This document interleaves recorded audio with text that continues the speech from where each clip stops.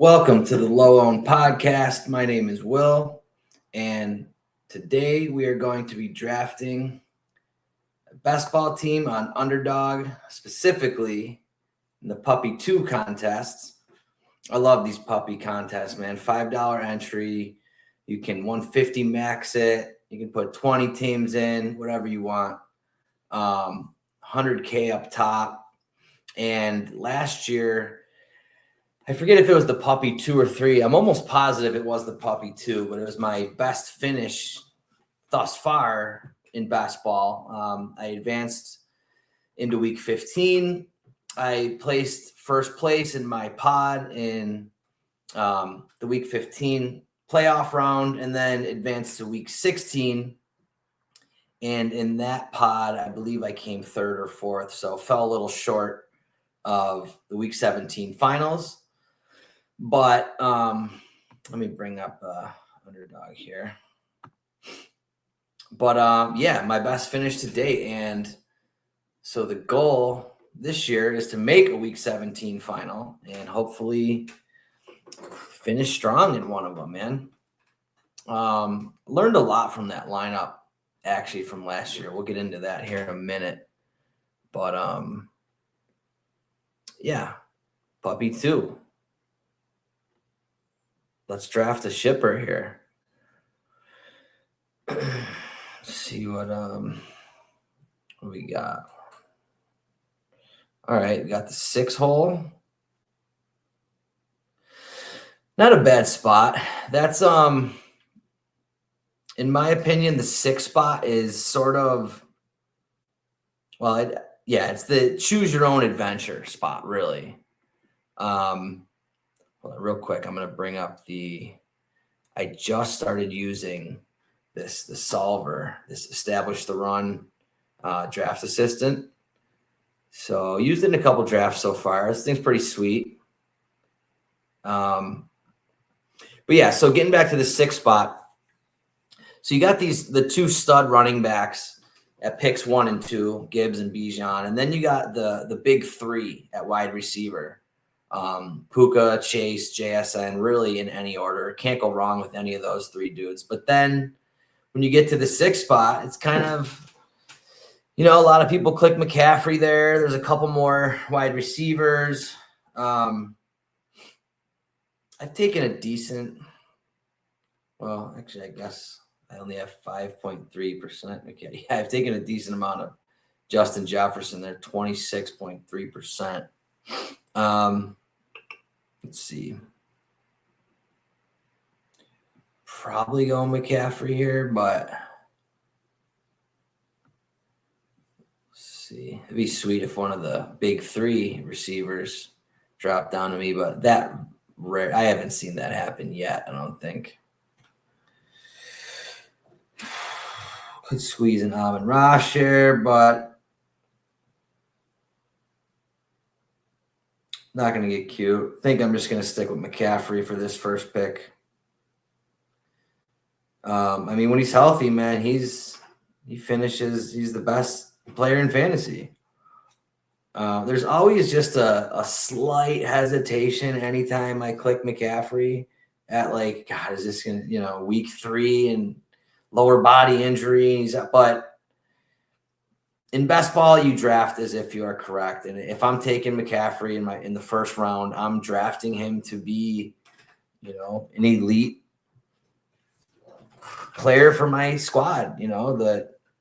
It's like he finishes as number 1 overall in fantasy, or he doesn't finish the season. That's kind of been his career. But hey, man, he stayed healthy last year, and Kyle Shanahan has showed a willingness over and over again to get that man the ball. He is an elite wide receiver who plays at the running back position. So, I don't need to sing his praises too much. Anybody who's been playing fantasy for any amount of time knows what Christian McCaffrey is capable of. Now, these first couple rounds, I might, if I'm at one of the end spots, like, the 101 or the 112, I might get cute and try to pull somebody up just to get a unique combo. But in these middle spots here, 5, 6, 7, I'm looking for ADP fallers because that's generally what happens in these middle spots in drafts is the people on either end pass up on a guy and you get them 10, 15 picks past ADP. So we'll see if we can make something like that happen in this draft.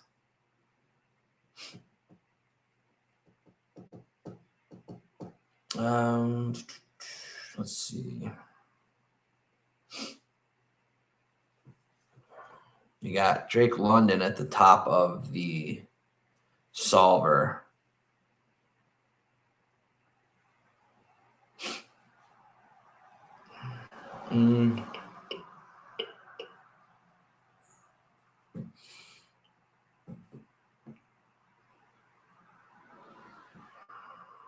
Yeah, I'm going to go Nico there. I'm gonna pull Nico up just a couple spots.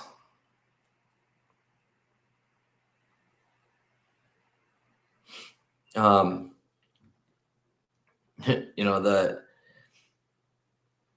whole Atlanta thing has been sketching me out a little bit lately. Like, we're drafting Bijan and London in the top, both of them in the top 20 picks, and we don't know who's throwing them the ball. Now, Bijan should be quarterback proof, but London's going to need a signal caller to get him the rock, man. So we'll see. I'm sort of a Nico Collins truther, man. I mean, he's just a true alpha wide receiver one, like the clear-cut number one pass catcher on his team. Been kind of feeling the Texans lately. I'm hoping their O-line struggles have improved. But we started off with two veteran players, running back and a receiver there with McCaffrey and Nico. All right, let's see what we get here in round 3. At the 30th pick.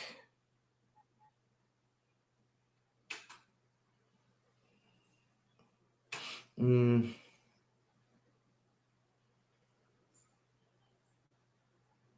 going to go Javonte here.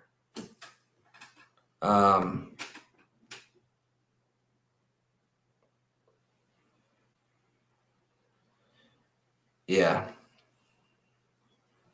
going to take Javonte there. I've just been a little kind of switching it up a little in this draft. I've noticed I have a tendency when I take a running back, especially in this part of the board, like I would have loved to have gotten Kyron there, but I tend to go heavy wide receiver after that, and I don't want to miss out on some of these earlier round running backs because that was the one big takeaway from last year was that like my team that made it to week 16 and fell short to get to the finals. It just came down to my running back room, man. Like I actually had McCaffrey on that team, and then I had a Rico Dowdle as one of my advance rate pieces that helped me get through the regular season, and then just straight dudded in the playoff weeks. So, and then I had some other like David Montgomery.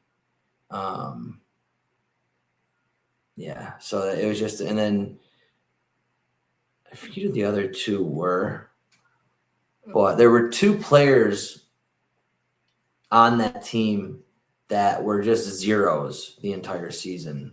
DJ Giddens, he was one of them.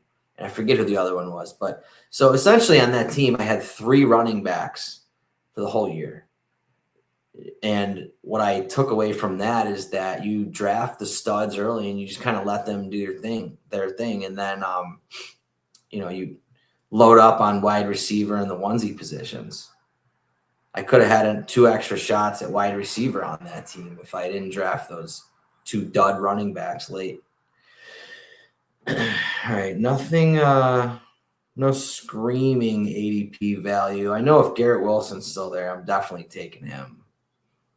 That'll be a couple picks past ADP, a few actually.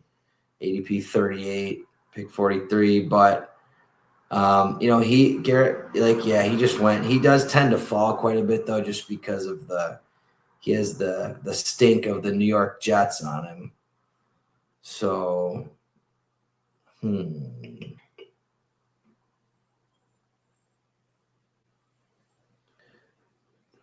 Adams, Burden. I take a lot of Davante. I'm going to take Burden here just to switch it up.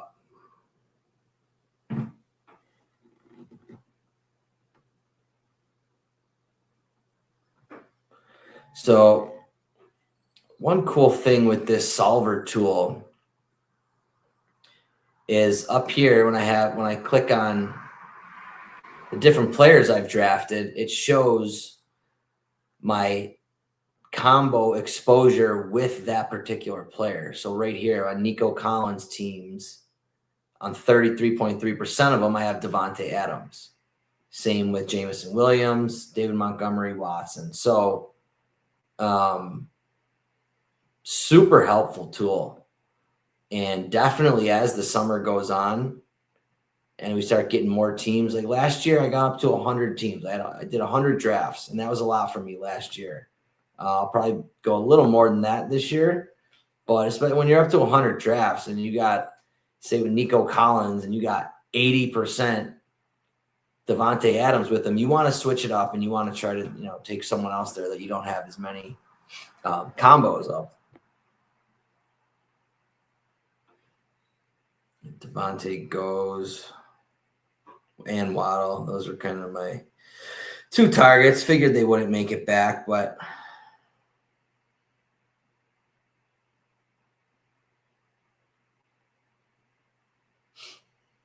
let's see if this dude snipes DeAndre Swift from me, which he does. Okay. So now Christian Watson here. I like the Watson pick. Let's see. Yeah, I'm going to go Watson here.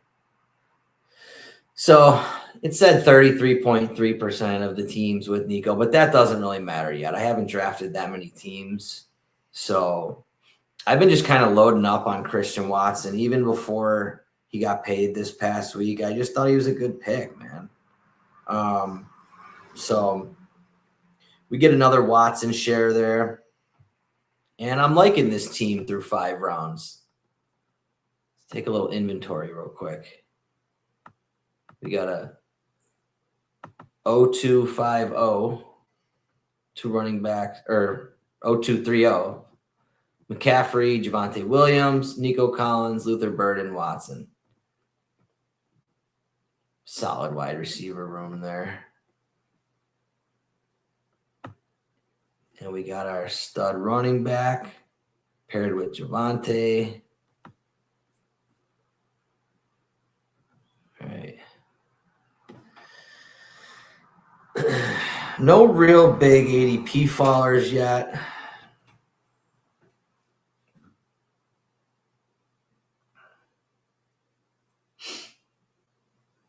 This range here. So now getting into round 6 and 7. This is when the quarterback window starts, man. And it's just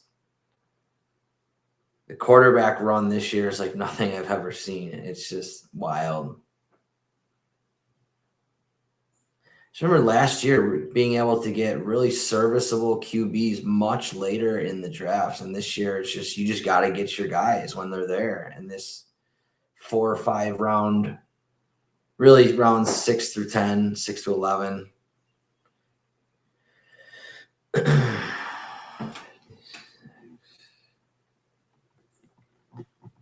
Lamar, for some reason, is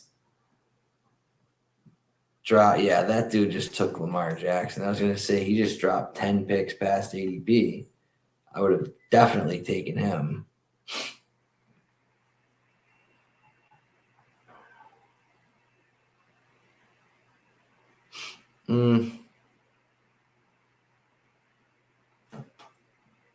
All right, I'm just going to grab my quarterback here. I'm going to take Caleb. Stack them up with Burden.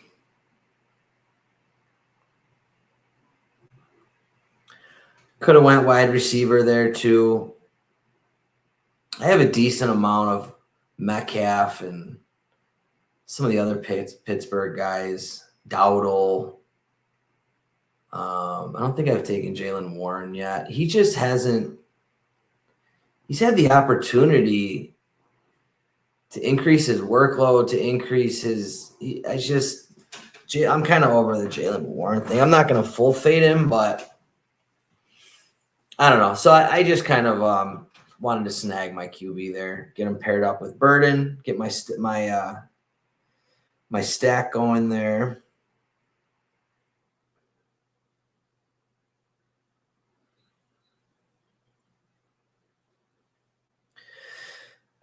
So we're picking at 78 next. I like to just kind of peek ahead, especially more so when I'm closer to one of the turns, but just kind of peek ahead a round or two and see what players are going to be there when it gets to me and just kind of have an idea of who I'm going to pick. Sometimes I'll queue them all up in order of which players I want.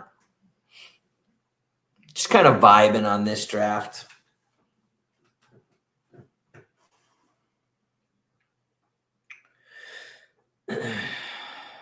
Somewhat of a choose your own adventure pick, I would say. Let's see here. We got Solver really likes Marv. Oh, Marv goes. Okay.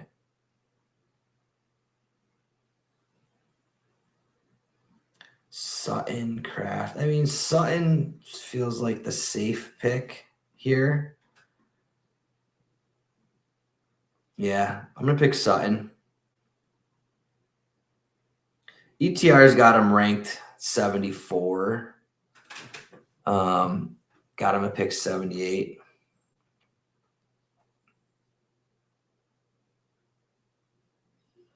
So Sutton's going to project well. I mean, even with Waddle there, Sutton's pretty safe pick. Now, with this wide receiver room, Nico, Burden, Watson, Sutton. I would say definitely Burden and Watson. I'm kind of expecting out of this wide receiver room for those two to take a step forward this year. I mean, both showed upside, had some big games last year. Watson just got paid. Burden, the coach speak on Burden has been phenomenal.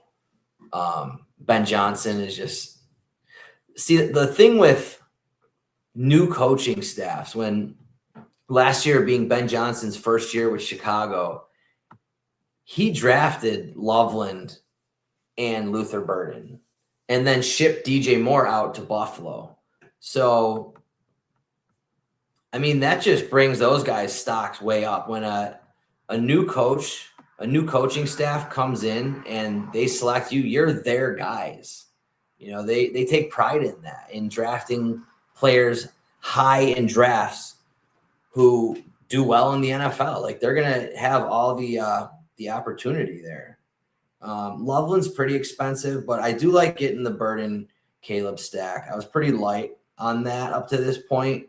And they are expensive, but I don't want to get too crazy all the time, like double stacking Loveland and Burden with Caleb and then tacking, but I like getting that there. Now, I was just talking about Rico Dowdle. He's popping at the top of the solver. I wouldn't mind snagging Laporta here just for the Week 17 correlation with Chicago. I don't think I've gotten that yet. Well, let's see.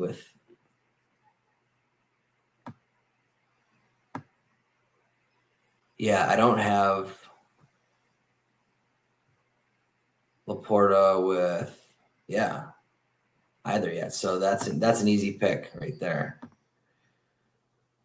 Get Sam Laporta, tight end for the Lions. Week 17 matchup with Caleb and Burden, especially in a contest like this, like the puppy, Like you get to week 17 and there's a game that just goes nuclear. There's an 80-point game.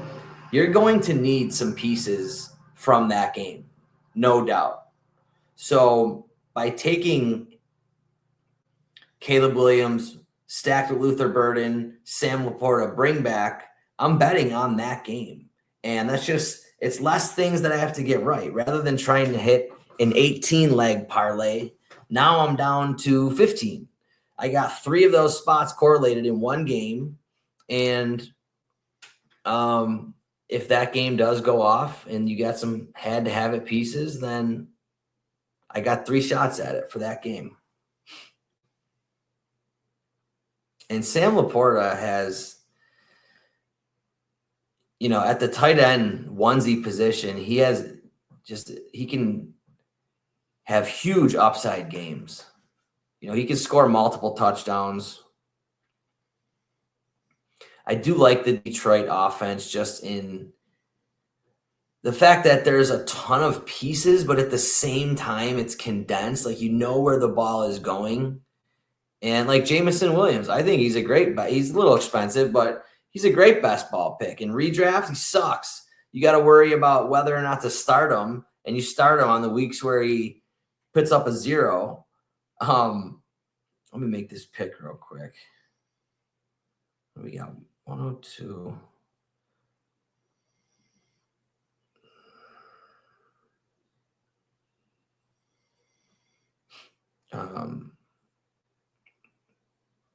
Yeah, Myers or Downs.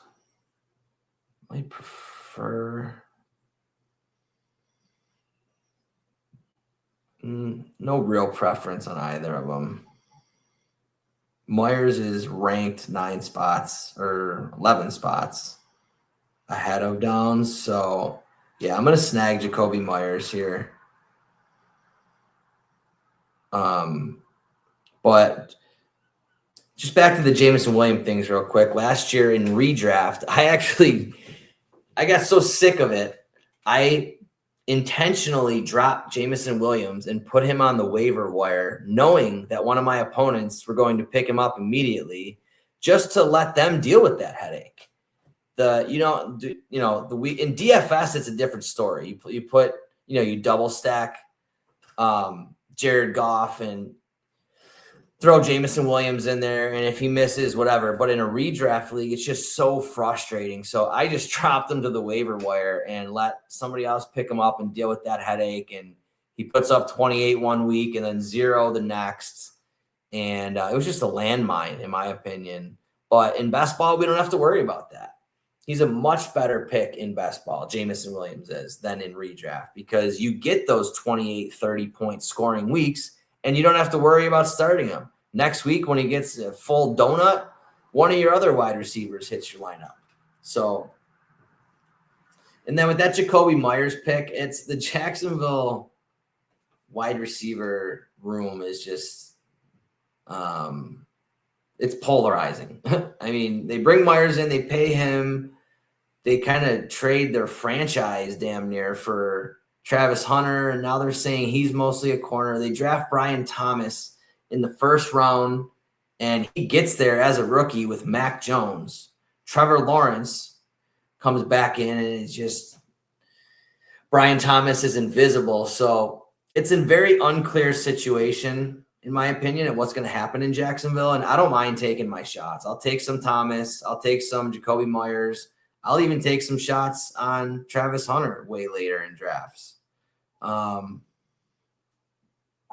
do we got here? 115. Wow. Stafford dropped way past ADP. ADP of 103 at the 115. Yeah, I'll snag that for sure. All right. So that's what we were talking about. Starting this draft in the middle of the board there, you get some sick ADP values. ADP at 103, and we get them at 115. Unstacked, but whatever. You need quarterback points, man. So I'll take it. Solid QB room. We'll take some stock real quick. Take a look at the team.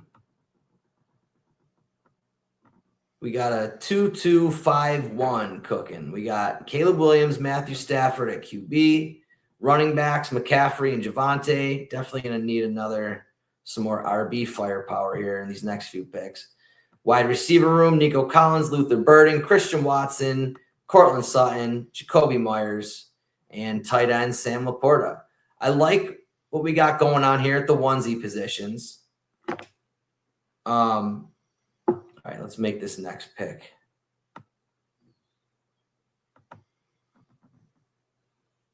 $126.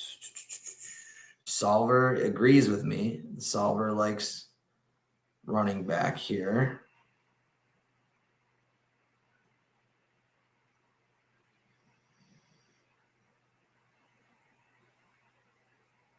This dude's gonna. Oh, okay, Rachaad White. Sweet. We get another ADP faller. Pick 126, Chris Rodriguez, ADP of 115. I'll take it. Keep scooping that value up, man. 11 picks past ADP there. So we just got, I mean, essentially, I'm getting, in that Chris Rodriguez pick, I'm getting an 11th round, I'm getting a 10th round running back at an 11th round price. And with Stafford, I just got an 8th, 9th round quarterback in the 10th. So sweet. Having this 6th spot right in the middle of the board, I'll just keep scooping these ADP values. I'm not forcing anything at this point. I'm not forcing. It's tempting to just want to correlate your teams. It's like, well, I have this guy's pass catcher, I'm going to grab it. But you want to draft the best player at this spot. My next pick is 139. I want to draft the most optimal player I can at that draft spot. And if there's a guy who's been going a round and a half prior to that, then he's more likely going to put up more points than just having the quarterback to one of the receivers I have or someone who's correlated. So, all right, let's see what we get.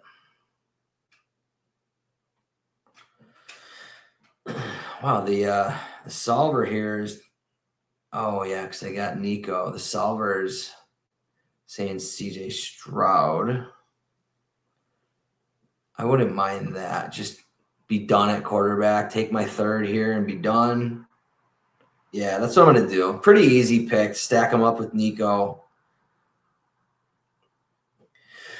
All right, so we are done at quarterback now, for sure. Solid quarterback room, though. Caleb, Stafford, Stroud. That's definitely the first I have of that.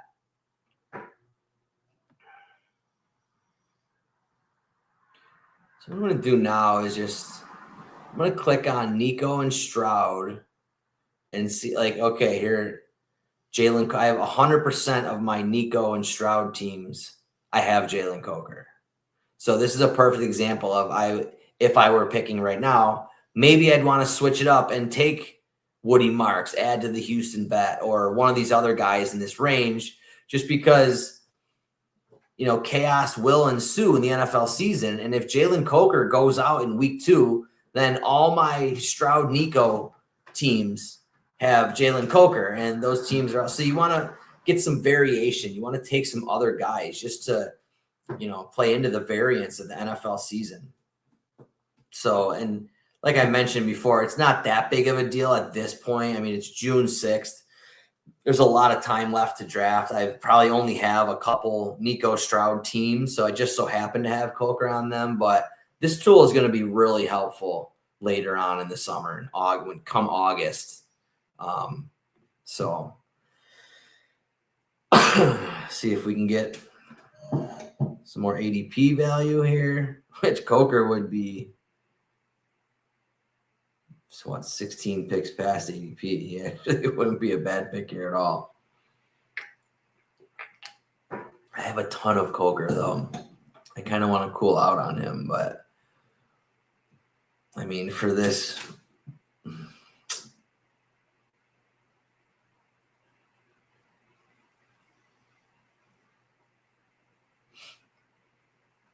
Yeah, that dude takes Coker. You kind of have to there.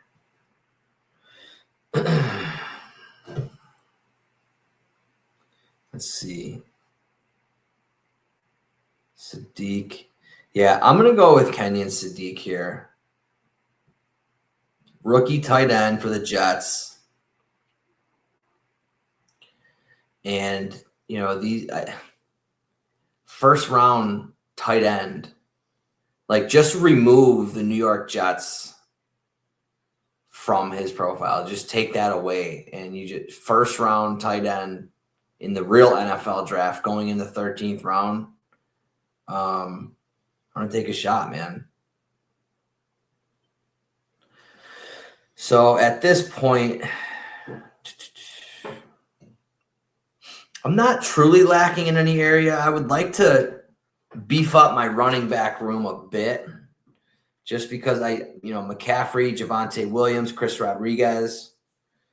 I'm good at the onesie positions. I mean, I'm not taking more than less some crazy tight end value or something were to fall into my lap. I got 1, 2, 3, 4, 5 picks left. Definitely need to take a few more swings at running back.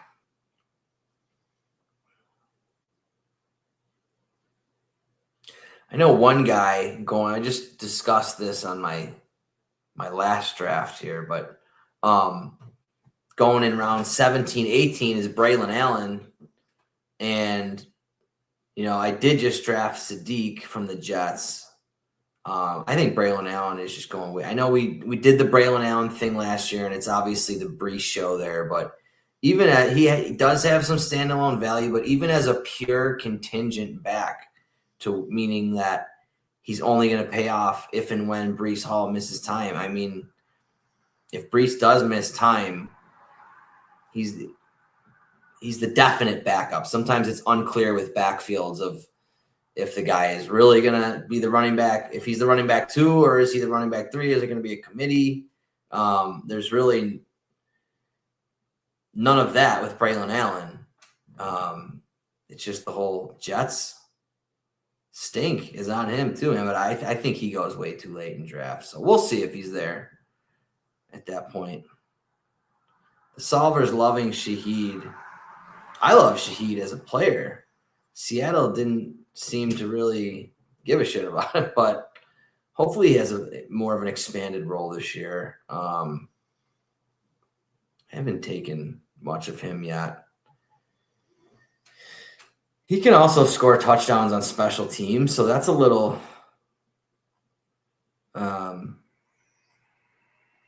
more projection possibly to add to his profile.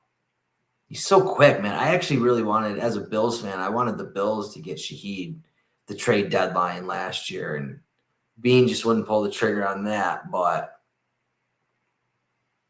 so let's see the wide receiver. We got 6 wide receivers: Nico Burden, Christian Watson, Sutton, Jacoby Myers, Shaheed.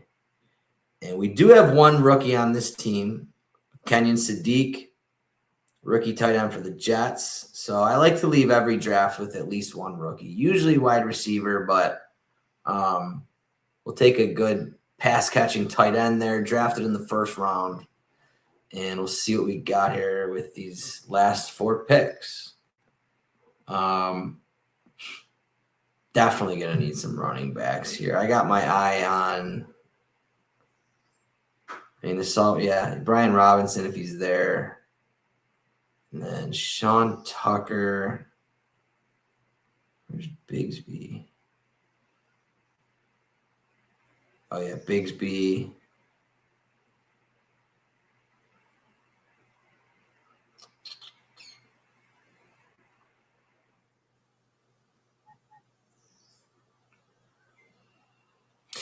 Yeah, it's a pretty clear Brian Robinson pick here. Haven't clicked his name in a little while. Pure contingent back, unless, he does maybe fill in the Algier role, get a few more goal line touchdowns than what he's being projected at right now. It's funny, you look at these best ball teams and like you can just tell the story. Like Christian McCaffrey has another 101 season. Week 17, Caleb, Luther Burden, Laporta stack goes off, and they each score 30. Like it's this point in the offseason, every team looks great when you're done drafting. And then after week 1, half your team is wiped out with injuries. Javonte Williams is now the running back 3 on Dallas. I mean, it's just chaos ensues, man, quickly when the NFL season starts. But that's why I love drafting best ball. Is just like you're playing the market, and like throughout the season, the way that I like to approach it, especially this time of year, is when there's you don't have exact clarity on backfields or what they're projecting a player's role at is nowhere near what it winds up being, and he winds up playing a lot more, and you get great ADP values on guys. So I don't know, man. I think it's fun. I used to do tons of mock drafts over and over again, and then discovered best ball and started mock drafting for real money, So, I mean, it's the best sweat. It really is. I love playing a good DraftKings lineup on a Sunday main slate, but there's nothing like the best ball sweat, man. Checking in week 13, 14, seeing which teams are advancing, checking out your teams that did advance, seeing what kind of unique combos you have on them or what stacks you need to go off. So the solver wants me to take Terrence Ferguson because I have Stafford. I'm not doing that. The tight end room on the Rams, they got 20 tight ends on their freaking team, and it's just I'm doing I'm passing on that one there. Could take a swing here on another rookie upside swing at receiver, Jeremy Bernard. I think I'm going to do that. ETR's got a good ranking on him too. That's another one, man. Let's see. Yeah. ADP 178, 187. So it's super late in the draft. So ADP isn't all that important, but yeah. Another rookie swing there. Who do the Steelers play week 17? Let's take a look at that. I wonder if that had anything to do with that. Selection. Tennessee, no. Okay, so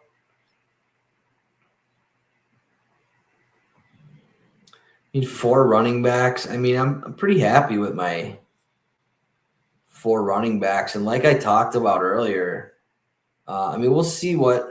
Oh, you know what? Oh, is Braylon still there? Oh, I think I got to do it. I got to take the Braylon. I was hyping the dude up.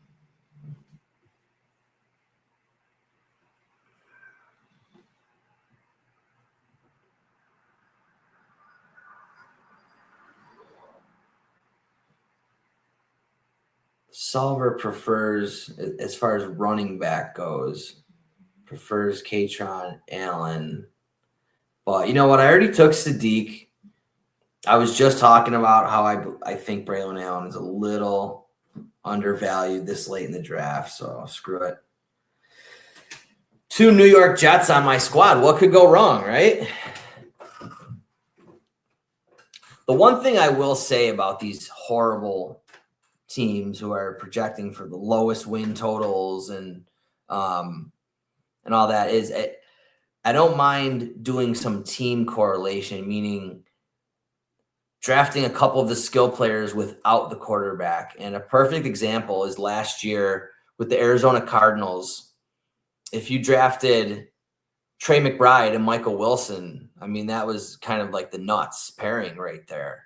And you didn't need Kyler Murray because he wasn't playing. And it was those two weren't even doing anything with Kyler Murray. It wasn't until Jacoby Brissett came in and they started throwing the ball 700 times a game that those two were able to get there on that crazy passing volume and the efficiency. And Trey McBride's touchdown regression finally moved into the positive, and he scored 11 touchdowns after scoring only a couple through his first, 6 through his first 3 or something horrible. And he scores 11 last year with Jacoby Brissett. So point being is you can stack the team up without having the quarterback, and they can pay off even when the backup quarterback comes in. So kind of just a luxury pick here. Don't really need anything. The solver still wants me to take Terrence Ferguson. I'm not doing that. I don't mind Pat Bryant last round. Yeah, let's go Pat Bryant. Screw it. All right.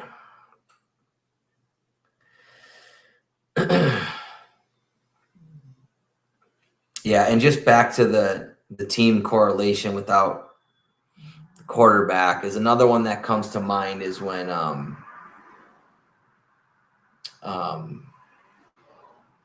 Flacco came in with, well, he's done it on 2 teams, with the Browns and the Bengals, but specifically when he came in on the Browns a couple years ago, and Joku and Judy and the pass catchers on the Browns went nuclear in the playoff weeks.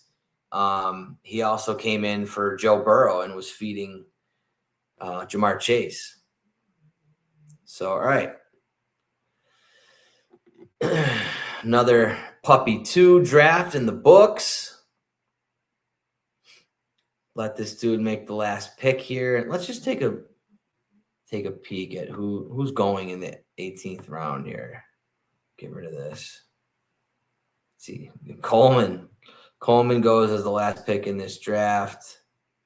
Covered, yeah, it is total flyer. The one guy who I have been taking a lot of 18th rounds is Tank Dell, just because I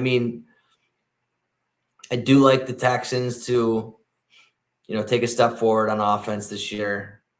And if Tank Dell comes back and is even half or 3/4 of what he was his rookie year, and prior to getting that horrible knee injury 2 years ago, then at 18th round value, he'd be a smash. All right, so final team here. Quarterbacks, Caleb Williams, Matthew Stafford, CJ Stroud, solid QB room there. Running backs, Christian McCaffrey, Javonte Williams, Chris Rodriguez, Brian Robinson, Braylon Allen. Wide receiver room, Nico Collins, Luther Burden, Christian Watson, Cortland Sutton, Jacoby Myers, Rashid Shaheed, and Jeremy Bernard. And Pat Bryant. Almost forgot Pat Bryant. And then tight end room, Laporta, Sadiq. I will say with that pairing, I like having the veteran, solid projecting with upside tight end in someone like a Sam Laporta, or say like George Kittle when he's healthy, something like that. And then pairing him with the rookie tight end, first round NFL real draft tight end, Kenyon Sadiq, because you get that early season production from Laporta. You can kind of count on him. And then you want Sadiq to be hitting on all cylinders later on in the season, hopefully scoring a few touchdowns in the playoff weeks. And I like that pairing there. I've done that in the past with the rookie tight ends paired with the solid veteran tight ends there. So the one thing I would say, having a running back room like this is like, it's not the most comfortable thing in the world, but it's exactly like the running back room that I was describing on the team last year that I had, like with McCaffrey, 1 or 2 solid guys behind him. Rodriguez is, it's another unclear situation there with, we all expect to be the guy in Jacksonville, but you never know. Jacksonville in general is just kind of they're just a polarizing offense. So let's check out the correlation here. We have Caleb Williams stacked with Burden, and then the Sam Laporta bring back for week 17.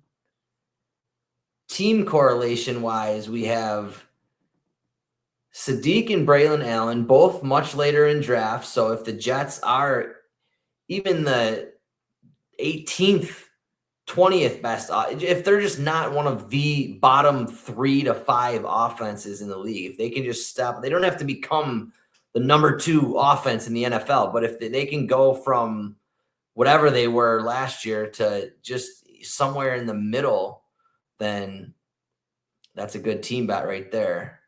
And you want to take those stabs in basketball. You got to make some of those uncomfortable clicks, because if you're uncomfortable clicking those guys, so is everyone else. So when they do smash, and you can tell the story of Geno Smith is a competent quarterback. That's what they brought him in for. Breece Hall is clicking on all cylinders. Garrett Wilson's eating, and they're actually winning some games. Then, Braylon Allen and Sadiq are in a great position to score some points for this team. And then we have Chris Rodriguez and Jacoby Myers, little Jacksonville team stacked there. Where does Seattle play week 17? Carolina.